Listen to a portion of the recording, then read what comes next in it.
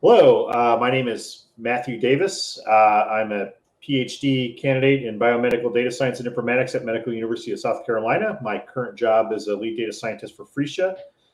Today, I'm going to present to you influence networks to improve cancer screening follow-through using health system and population level data. This is research conducted at MUSC. Again, that's Medical University of South Carolina with NLP applications. And a little bit of background on the research is cancer is one of the leading causes of death in the United States. Cancer screening is a primary mitigation strategy to push the mortality rate down, where United States Preventive Services Task Force creates recommendations for screenings. And basically, the goal of this study is to do analysis that may inform clinical decision support tools, basically to increase cancer screening uptake. So my objectives today is to demonstrate application of NLP in understanding cancer screening uptake, to present the Word2Vec nearest neighbor approach to ICD-9-CM mapping of free text, display results and some of the challenges of the approach, and discuss applications of influence networks in understanding feature selection based on NLP pipelines. So just a little background on cancer in the state of South Carolina. This is data from the state of South Carolina. Breast cancer is, basically 129 per 100,000, where the rates for African American and white females are approximately converged in 2015, but there's still a large gap in the mortality rate. And this is kind of known as the cancer paradox, where it's actually got a much higher rate amongst African American women in terms of mortality. What's also interesting about this is if you look at the distribution of screenings, they don't totally overlap with the incidence rate, and they don't really overlap that well with the mortality rates. And data from this study in general is coming from Charleston. If you look on the right-hand side, basically that's a map of patient counts where they came from. So the research aim of this study, essentially explain and visualize barriers to cancer screening uptake. The data sources we used for this was de-identified EHR data from Medical University of South Carolina from 2016 to 2019, patients with at least one visit. That in CDC's Social Vulnerability Index with census tract level attributes. So just kind of a breakdown of demographics, fairly well-balanced data set, about 3,003 females in it. Then you could kind of see the breakdown on probability of completing a mammogram within 180 days of it being ordered by a provider. Some interesting caveats on what's included in this data is essentially they would have had to have office visits at a select group of MUSC's clinics. They would have had a mammogram ordered by a healthcare provider, females over the age of 18. And we're considering a case in this context of somebody that had a mammogram ordered and it was never completed or never sent within 180 days of the first order.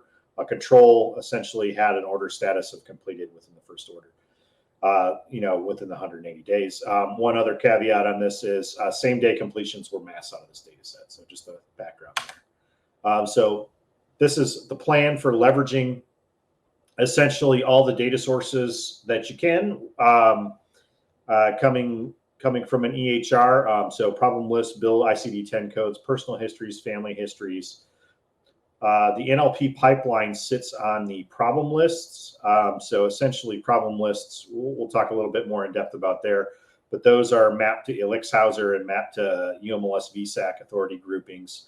One hot and coded, pulled together with the screening uptake outcome, along with insurance, CDC data at the tract level, and demographics. So what's the problem with problem lists? So a problem list is a document that states the most important problem facing a patient. So it could have a status of active, resolved, or deleted. In this case, most of the problems are active. And in the case of MUSC problem lists, 32% of them are uncoded free text, and the rest are ICD-9 groups. So there's an immediate problem here in the sense that there's not systematic coding of actual problems.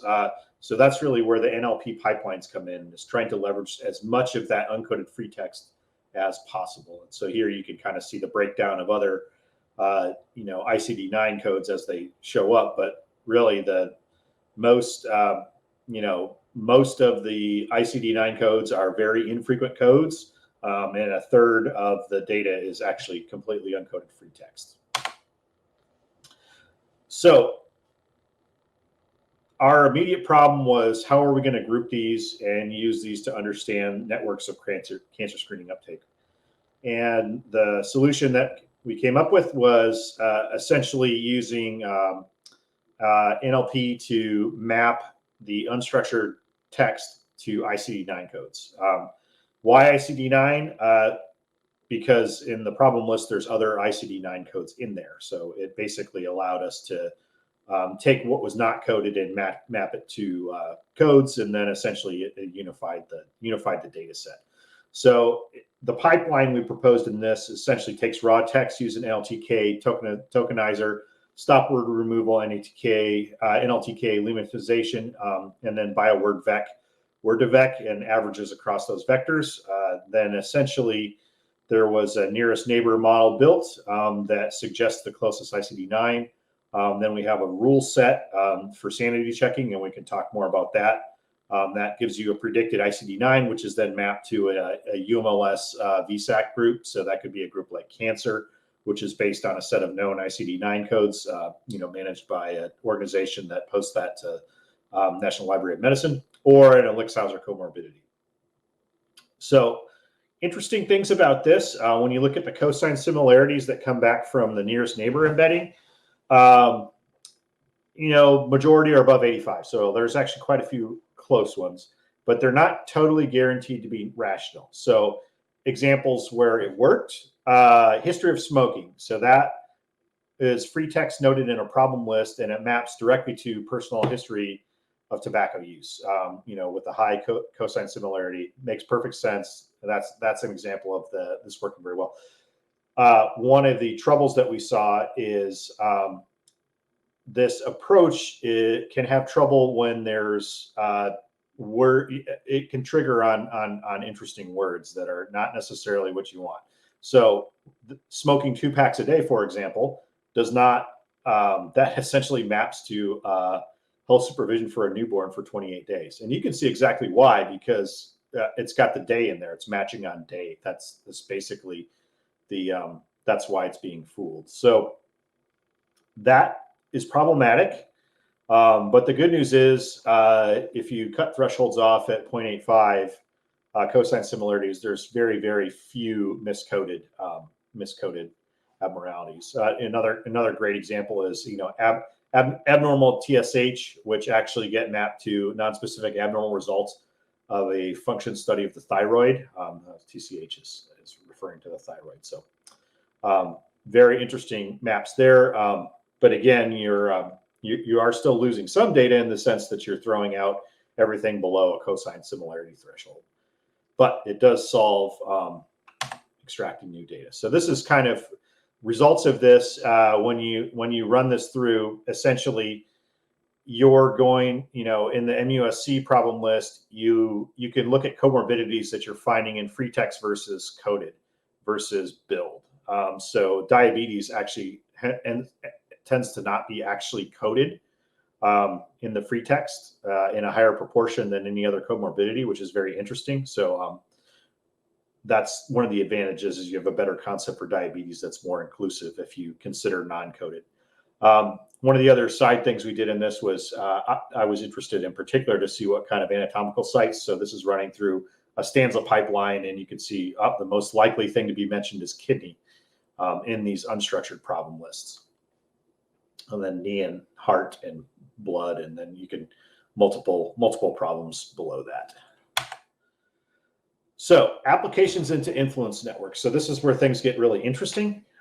So what you're seeing here is a Bayesian influence network. And when I say influence, that's really, you can think about one variable having information about another variable. It's not causation. It's more akin to correlation. So, and these networks essentially are built on all discrete data. So when we were able to use Elixhauser comorbidities, we're basically able to run a network discovery algorithm in the BM-learn package in Python, which essentially is able to discover this graph of relationships. And so interesting relationships I can point out. Hypertension is the source node of many, many other comorbidities, which is very interesting. I thought that was very interesting. You can see that, having no insurance is the source of many, many, many things. And when we think about our problem, all of these are definitely variables that could be used in a machine learning system. The question is, which variables are you going to use? And a lot of times you would just kind of use RFE and do recursive feature elimination and see what comes out the other end. So in this case, I can really see that breast cancer, Medicaid insurance, and having out-of-state insurance are far and away my most influential variables on the outcome. And all of the other variables in this network are really influencing those variables. So that's an interesting take on things because I can use this basically as a feature selection algorithm.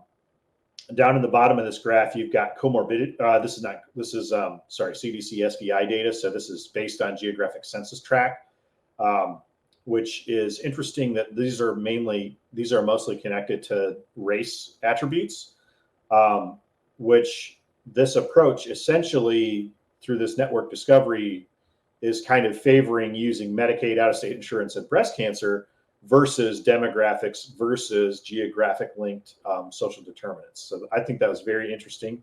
And, there's a lot of validation that you can do just building in this network. For example, these concepts were extracted out of free text, and you can see that, liver disease is, related to alcohol abuse, and that smoking is related to drug abuse, which is also related to hypertension. So you can kind of go through and look at all these different relationships. So I wanted to contrast this to a straight up machine learning approach because NLP problems almost always have a dimension, curse of dimensionality associated with them. So on the right, we have basically taking every single feature you saw in that previous graph, putting it through recursive feature elimination. So this is using a core of natural language processing features plus demographic, social determinants, and essentially putting it in the hopper and seeing what recursive feature elimination decides we really need to use as features, which you can see around here, about 20 features, and you end up with an F1 score, pretty bad, but basically in the 50 to 60 range across model types. So this is a very challenging problem. It's not very easy to predict people's behavior. So that's just kind of setting baseline. And then you get AUCs and all that, which are all pretty low in this context. So the interesting thing is, if you look at the Bayesian network, and if you recall, like out-of-state insurance, having breast cancer, and Medicaid were the most influential variables on that outcome. And that may seem obvious in a lot of ways, but if you build a model only on those three variables identified with the Bayesian network, then one, you could get p-values off everything. So that's good. You can see that these things actually don't really happen all that often, right? So it's actually not that frequent that any of these three things are occurring. But actually you can get an F1 score as good as any of this recursive feature elimination, decision tree, super complicated model with 20 features where it's hard to tell what's happening. You can essentially achieve that with just 3 features. And this is kind of the only way I've really ever seen to get things down that small, that fast. So in this case, you're getting a really terrible AUC, but what's important to remember here is that you're not really generating a smooth probability curve. You're really only using 3 different features, and none of those 3 features happen that often. So the value proposition here basically would be a true positive would be I'm predicting you're going to complete your test, and you do complete the test.